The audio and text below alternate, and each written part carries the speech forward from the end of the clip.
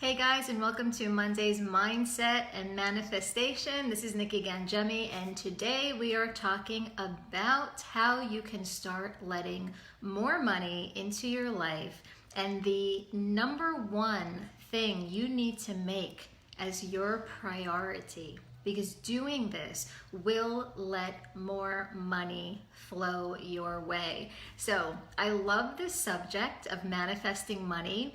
I think it can be a lot of fun, and let me know if you're watching this, whether you're on the live or on the replay, how do you feel mostly around the subject of money? Is it a source of stress? Is it something that is easy breezy? Is it something that is fun? And how do you see money? You could even drop your definition of what money is. Money is blank in the comments below, because I would really love to know, what is money to you and how do you feel around the subject? Is it something that makes you just feel like expansive, or do you find that you maybe cringe or shrink a little bit around the topic? And I'm going to get to in a second why this is so important. So put your answer in the comment below. Money is what? I want to know. And in the meantime, for those of you who don't know me, I'm Nikki Ganjemi, and I help you recondition your mind for success so that you can have more of what you want in your life. It's an inside-out approach, and I firmly believe that when you change how you see things on the inside, that everything on the outside starts to change. So the number one thing that you can do to let more money into your life. Hi Diana, happy that you're on the live. We're talking about money and how to allow more of it into your life. The number one thing you can do, and you ready? Brace yourself. Make how you feel about the subject of money your number one priority. I'll say that again. Make how you feel your number one priority. It's when you change how you feel around the subject of money and what it has to look like that things will start to change. So let me explain. When we think that money has to come in through a certain way, so maybe it's through your paycheck, like you receive money through a paycheck, or you receive money through clients or sales, and it has to be that way, what happens is you cut yourself off from a number of other ways that money can come your way. Because the truth is, money, and I don't see anybody's answers in the comments of what money is, but money, and everybody has their own definition, but money is just energy. And there's just an unlimited supply of it. But if it has to look a certain way, like money comes in through a paycheck, or money comes in through my clients, and especially when money isn't coming in that way that you have in your mind, you cut the supply off. It's like the hose. It's like that garden hose that you have, and the water flows through, right? But if you were to pinch that hose, if you were to squeeze it, it cuts off the water's ability to flow through the hose. Does that make sense? So when you start looking at it as, you know what? Money can come in anyway. It just changes your whole vibe. It changes your whole vibration. I remember, I don't even know, it was maybe over a year ago, I was thinking about all the ways money can come my way. And in 11 days, I manifested almost $11,000. But I was on the phone with a colleague, and I was saying, you know, I haven't had a client yet this month. Money's just not coming in. And she goes to me, Nikki, what do you mean? You just manifested almost $11,000 in 11 days. Are you kidding? And I said, oh my God, you're right. I dismissed that money because it didn't come through a client. And my focus was on getting a client. And because that money didn't come in through that way, I discounted it. I dismissed it. I wasn't appreciating it. And the problem with that is, it's like kicking a gift horse in the mouth. It's like the universe said, here, I just sent all this money your way, and here you are complaining. Where's the appreciation? Where's the thanks? You know, imagine how you feel when you give a gift to somebody and they don't appreciate it. You wouldn't be so quick to give them a gift anytime soon, right? Diana saying money is an exchange for me. Besides paying my bills, it is an exchange for my passion and expression through my art. Yes. Yes, I love that. And it doesn't have to be just to pay your bills. And I heard somebody say this once, that, and I don't remember who it was, but the person said, if you make paying your bills, like, I need money to pay my bills, I need money to pay my bills, and that becomes your focus, you're going to have enough money to pay your bills, and that's about it.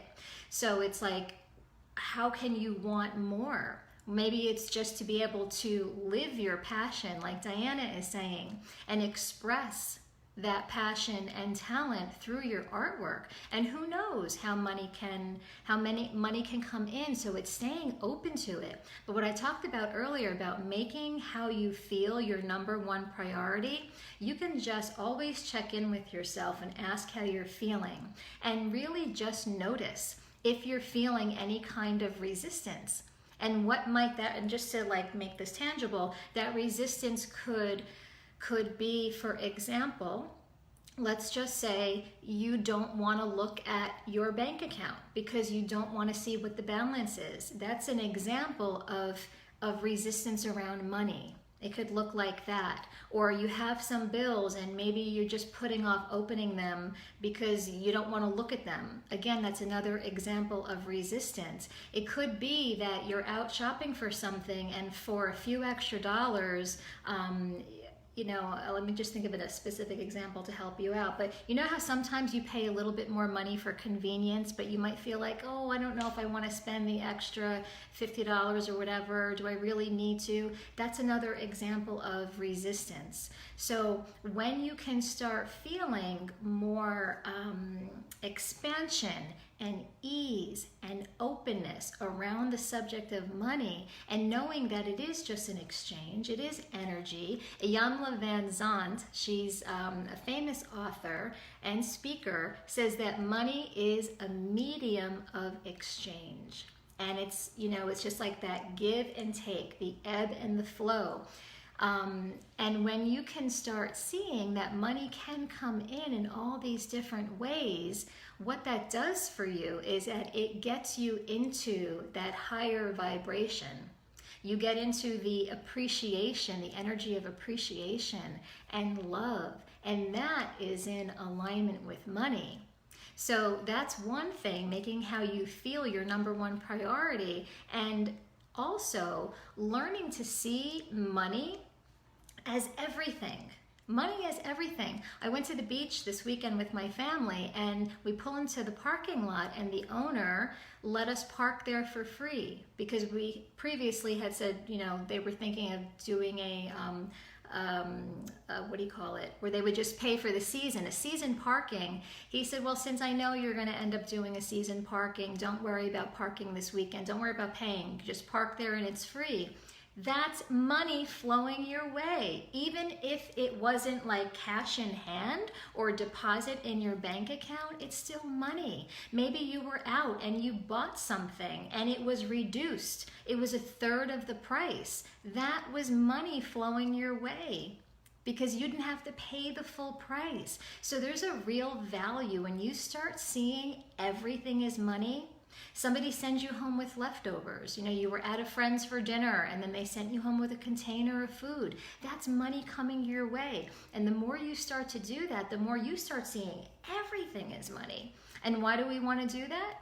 Because what you focus on grows. What you focus on expands. And the more you start to focus on all the ways that you are supported, the more you're going to have come back to you. It's law of attraction. And another thing I want to share one quick story too, and it has to do about how sometimes we block money because we think it has to come in through a certain way. It was back in December, I hosted a meetup. And I hosted a meetup at a Barnes & Noble in the cafe, and I was going to do this workshop on setting intentions for the new year and what you wanted to create and a goal that you have. So I was all prepared. I get there, and nobody shows. And I sat there, and I waited for about 45 minutes. And as I was sitting there, I noticed that I was getting a little upset and a little embarrassed. Like, here I am sitting here, and nobody is showing. And then I did what I always tell you to do: become mindful of how you feel, and then question, is this true, and what else might be possible? So as I sat there, I said, is this really what it is? You know, what if this is an opportunity? What if I'm going to be writing about this one day in my new book, about the day that I had a workshop and nobody showed, and the opportunity that came out of that, and I wonder what that might be. So I packed up my things, I went home after 45 minutes, and I journaled, and I wrote about how this amazing opportunity came out of this experience that at the time could have been perceived as embarrassing and a fail. But what if it wasn't? And here's what happened. So I appreciated the people that had good intentions of showing up and who maybe didn't. I appreciated that I had a venue that I didn't have to pay for, that I can use as this space, and I just really reveled in that appreciation. Well, there was somebody in the group who emailed me and said, Nikki, I'm so sorry I wasn't able to make the workshop. I really wanted to go, but I hope to go to the next one. When are you thinking of having it? Well, I say to her, thanks for responding to me. I really appreciate it. Would love to get a cup of coffee one day and get to know you more. We meet for coffee. She offers me to do the workshop again at her office, which of course I said yes to, and I did the workshop, and 2 of the people that were at the workshop became clients. So a month later, I made almost $1,700 from these 2 people. And I believe that's because I stayed open to what's the opportunity here. Even though that workshop that night in Barnes & Noble Cafe looked like a fail, I stayed open and said, there's opportunity here. There's opportunity if I'm willing to focus on it and see it and remain open to it. And like I said, a month later, there it was. So you just never know. So I wanted hidden opportunities. Yes, exactly, Diana. So I want to invite you every day, if you can look at everything as an opportunity to be supported. And some people really don't want to focus on money. It might bring up old stories. It might bring up greed and anything like that. So what I like to do is I like to redefine money. And money is just support. That's all it is. It's just support. And if you can start looking at it in a way that makes you feel good, which is your number one priority, that's all you need to do, and know that you will always be supported. Always. So that's what I wanted to share with you today. Make how you feel around money your number one priority, and let go of what it has to look like. There are so many hidden opportunities. And when you keep your eyes on that, the opportunities are going to present themselves. And the thing is, you won't miss them. If you focus on what didn't happen, right? Oh, nobody showed up for this workshop, or I didn't get that lead, I didn't get that client. You're just focused on lack. But instead, when you say, even though what my senses are seeing, hearing right now, is that really true, and what else might be there? That's where you can then see something that could be an awesome opportunity, like suggesting going to coffee for somebody or doing a virtual meeting for somebody that's going to lead you to the client or lead you to money. So I invite you, this is my invitation to you, to start making it a game. I heard somebody say, one of my mentors, Christy Whitman, and she said every time you breathe in, you can just be breathing in money. You know, just use it as a visual. I'm breathing in money and I'm breathing out abundance. Breathing in money, breathing out abundance. I also, little things that I do, I dropped a few coins by accident in my car, and I went to pick them up and I said, you know what? I'm gonna leave the coins here. Because every time I get in my car and I see the coins, I say to myself, I'm surrounded by money and abundance. And it's little things like that. You know, if you can make this fun, if you could make yourself feel good around the subject of money, then you're always going to have that support.